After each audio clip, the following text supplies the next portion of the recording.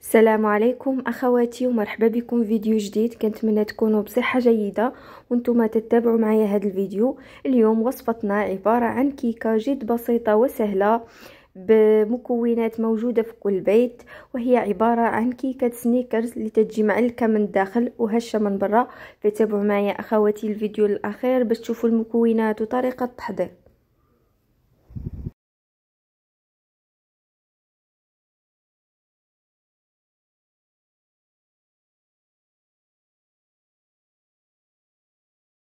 بسم الله، نبداو على بركه الله. بالنسبه للمكونات ديال الكيك اولا الجينواز، فغنحتاجو 3 ديال حبات البيض يكونوا بحراره المطبخ، غنضيف عليهم رشه ملح، وايضا غنضيف 4 ملاعق ديال السكر يكونوا عامرين، وغنخلط هاد المكونات جيدا بالخلاط الكهربائي حتى يولي لينا القوام ديالو على شكل كريمي. من بعد ما كيولي على هذا الشكل غنضيف ربع كاس ديال الزيت النباتيه. بالنسبه للكيسان العبار يعني استعملت كيسان ديال عنبه. غنعاود نخلط جيدا. من بعد غنضيف كاس حليب يكون دافئ، وغنعاود نخلط. من بعد غنضيف النواشف. اول حاجه غندير 3 معالق كبار ديال الدقيق، غنضيف عليهم 2 ساشيه ديال بودره الكاكاو وزن 7 غرام، اي ما يعادل 14 غرام.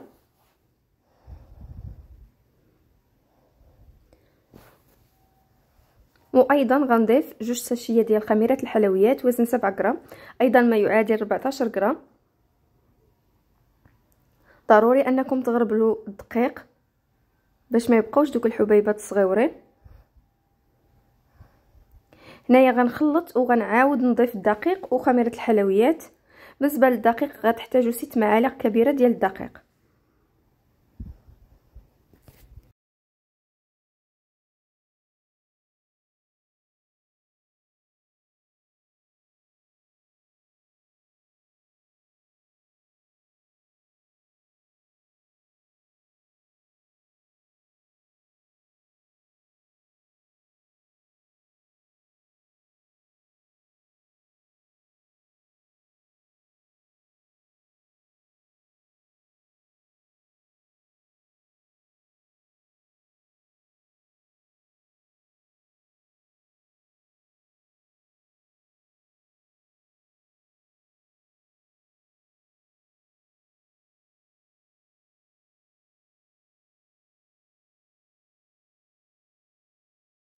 وهذا هو القوام ديال الكيك اللي كنتحصلوا عليه. وكنرشوا المول بشويه ديال الزبده وكنرشوه بدقيق، اولا ممكن تستعملوا ورق الزبده مباشره. غندخلها الفران تقريبا كتاخذ لكم من 15 حتى 20 دقيقه. وباش تعرفوا انها طابت تخشيو فيها واحد الموس، الا طلع ناشف فعرفوها طابت. صافي مباشره غنقلبها وغنقطعها على جوج.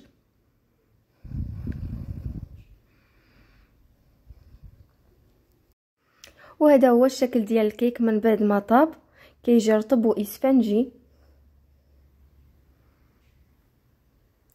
هنايا غناخذ النصف الاول غنسقيه بالحليب. ممكن انكم تضيفوا شويه ديال النسكافيه لهذا الحليب وتسقيوه، كيعطيه واحد النكهه رائعه. انا هنايا سقيته غير بالحليب. صافي وغنخليه يبرد وغنتقلو باش نوجدوا الطبقه ديال الكريمه.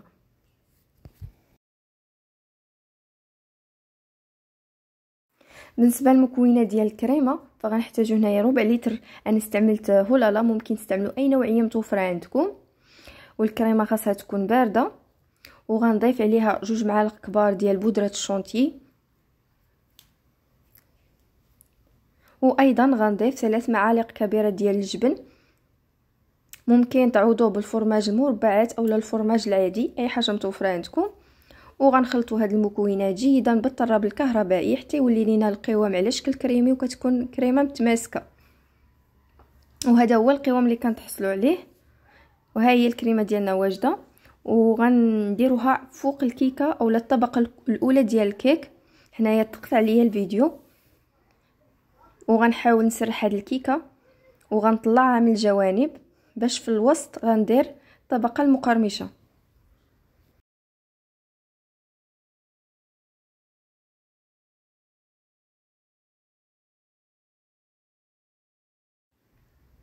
بالنسبه للطبقه المقرمشه غنحتاجو هنايا شويه ديال الكاوكاو اللي حمرته في الفرن، غنديرو فقط في الوسط، وغنضيفو عليه صوص ديال الكراميل. اللي بغات وصفه ديال صوص كراميل غنخليها لكم في صندوق الوصف. غنحاول نغطي داك الكاوكاو كامل بلا صوص. من بعد غنضيف عليها الطبقه الاخيره ديال الكيك، وغندخلها الثلاجه تبرد مزيان وتماسك تقريبا واحد ساعه. عاد غنتقلو باش نضيفو ليها الطبقه الاخيره ديال الشوكولاته.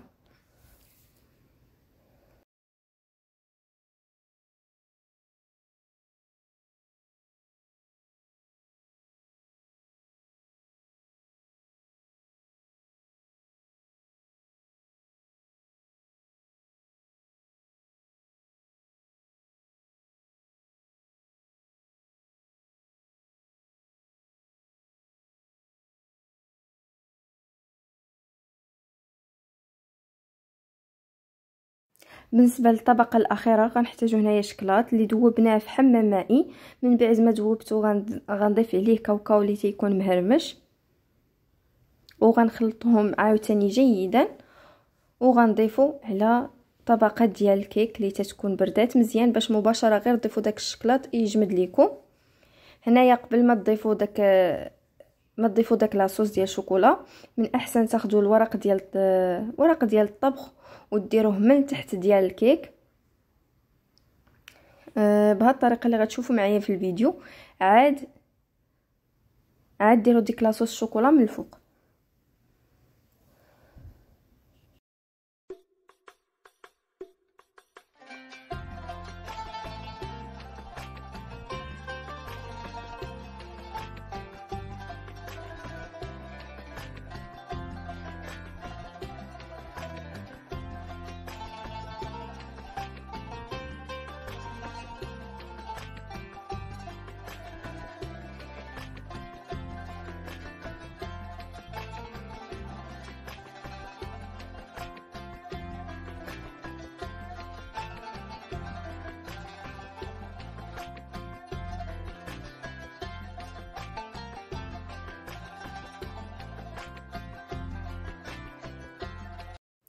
وهذا البنات هو الشكل النهائي ديال الكيكه ديالنا من بعد ما بردات. صراحه تجي بنينه بزاف، تجي معلكه ومقرمشه من الداخل وهشه من برا. كنصحكم انكم تجربوا الوصفه، واذا عجبكم الفيديو ما تنساوش ديروا لايك للفيديو، وايضا تبارطاجيوه مع احبابكم وصحابكم. تلاقاو فيديو جديد ان شاء الله مع وصفه جديده بالصحه والراحه.